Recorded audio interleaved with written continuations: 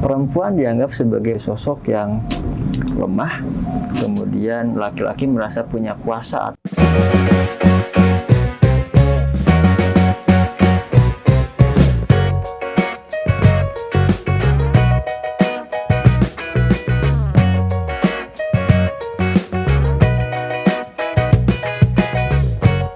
Halo, jumpa lagi dengan Bude. Kali ini Bude akan mengajak sobat sehat untuk mendalami kekerasan. Kekerasan itu sebenarnya ada berbagai macam, yaitu kekerasan fisik, kekerasan seksual, kekerasan psikis. Nah, yuk kita tanya kepada ahlinya.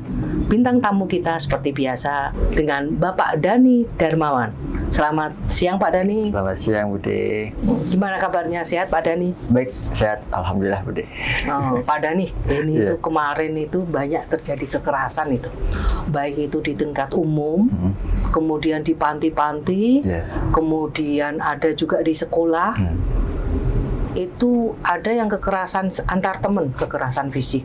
Ada juga yang kekerasan seksual, yang baik dialami di panti maupun di sekolah. Kemudian kekerasan psikis kemarin. Kemarin tuh saya baca dari sobat yang langsung memberikan WA ke kami, tolong dibahas mengenai kekerasan. Apalagi kekerasan di rumah tangga, Pak Dhani. Nah, coba Pak Dhani, saya soalnya mereka pengen tahu bagaimana caranya gitu untuk mengatasinya. Kalau kita menjelaskan tentang kekerasan ini kan, kalau dikatakan subjektif ya Bude. Tapi kan untungnya sudah ada perundang-undangan yang menjadikan batasan apa sih kekerasan. Kekerasan itu sifatnya adalah sesuatu yang merugikan, baik secara fisik, psikis, ataupun secara seksual. Dan lingkupnya tidak hanya anak saja, tapi anak dan dewasa. Tidak bergantung kepada gender juga, mau laki-laki mau perempuan pun masuk ke dalam perundang-undangan itu.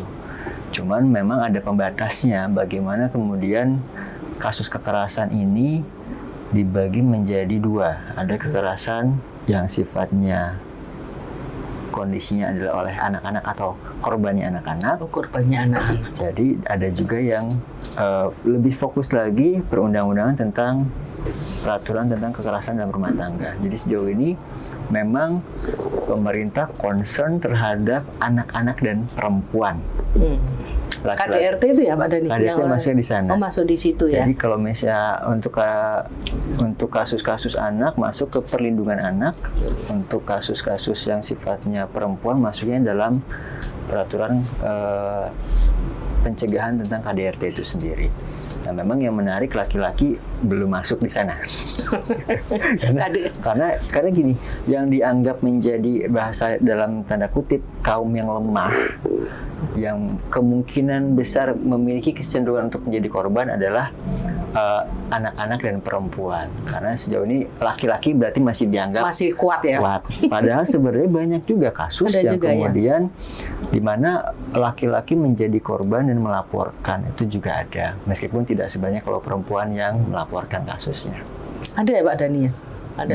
Banyak juga. Bude. Untuk beberapa tahun terakhir ini memang yang menarik adalah mulai banyak kasus-kasus yang sifatnya kekerasan di lingkup sekolah. Lingkup sekolah.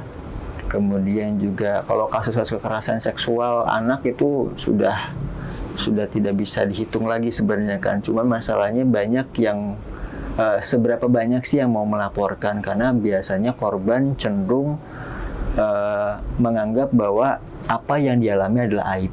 Jadi mereka enggan untuk melaporkan, karena bagi mereka kalau ini aib saya ngelaporin, berarti saya mengumbar aib saya sendiri. Atau mungkin malah justru korban-korban ini menjadi korban kembali oleh lingkungannya. Setelah mereka mengalami kekerasan seksual oleh pelaku, kemudian masyarakat pun menganggap bahwa korban ini adalah sebagai sumber penyebab kenapa kemudian korban menjadi mengalami hal tersebut. Jadi permasalahan kekerasan ini untuk di lingkup budaya kita cukup kompleks sih, gitu, terutama untuk yang perempuan. Nah, mungkin nanti kita membahas satu persatu dulu, Bude. Apakah kita akan membahas konteksnya anak dulu, atau nanti kita konteksnya ke kekerasan dalam rumah tangga. Mungkin kita bisa masuk ke konteks kekerasan dalam rumah tangga dulu. Nah, apa sih yang kemudian menyebabkan terjadinya konflik dalam rumah tangga yang sampai mengarah kepada tindakan berkekerasan? Nah, sejauh ini yang saya dapati adalah memang kekerasan ini muncul, terutama yang kekerasan fisik, adalah ketidakmampuan dari istri untuk melakukan pertahanan diri, bahasanya gitu. Pertahanan diri seperti apa? Ya tadi itu dia, bahwa perempuan dianggap sebagai sosok yang lemah, kemudian laki-laki merasa punya kuasa atas perempuan ini, sehingga apapun yang dilakukan harus dimaklumi, bahasa gitu, sampai dalam halnya sifatnya kekerasan fisik. Tapi di sisi lain, perempuan sebagai istri ataupun ibu dari anak-anak ini pun dilema. Kalau dia melawan, apakah dia cukup mampu untuk melakukan perlawanan secara fisik? Yang pertama. Kalaupun dia melawan, apakah dia mampu saat kemudian dia keluar dari lingkaran kekerasan ini, dia mampu nggak untuk menghidupi dirinya sendiri? Karena biasanya mereka-mereka ini yang menjadi korban kekerasan yang kemudian tidak mampu melawan adalah mereka yang status sosial ekonominya rendah, pendidikannya rendah, sehingga mereka merasa kalau saya harus keluar dari suami, saya nggak bisa apa-apa. Nggak ada pemasukan, nggak bisa membiayai apapun gitu kan ya. Terus yang menjadi kekhawatiran lagi adalah pada saat saya harus melaporkan, tujuannya apakah kemudian saya ingin lepaskan status saya, itu pun jadi dilema. Malu ya Pak Dhani? Masih banyak yang menganggap bahwa status single dalam hal ini yang sudah menikah kemudian menjadi janda juga menjadi aib gitu. Makanya mereka tetap mempertahankan, pokoknya aku nggak mau disebut sebagai janda. Kalau aku nanti ngelaporin, nanti yang ngidupin anak-anakku siapa? Kalau memang mereka masih hidup sendiri, mungkin mereka masih bisa bekerja. Tapi kalau udah terkait dengan bagaimana anak-anak mereka dihidupi, mereka nggak sanggup. Dan akhirnya banyak kasus-kasus yang tidak terlaporkan gitu, tapi kejadiannya berulang sampai kemudian terjadi kekerasan yang lebih parah sampai ada yang meninggal gitu. Tapi sejauh ini makin ke sini kesadaran perempuan terkait hak-haknya sudah mulai bangkit, syukurnya. Jadi mulai banyak yang mereka menyuarakan bahwa mereka punya hak untuk tidak boleh lagi diperlakukan secara berkekerasan tersebut, gitu Bude.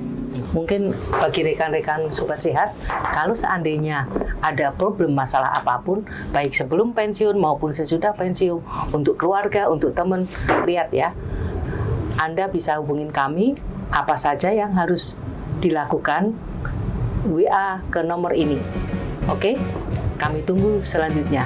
Jangan lupa like, subscribe, dan komen. Komen ini akan membantu apa saja yang Anda butuhkan untuk pengembangan kami lebih lanjut. Terima kasih.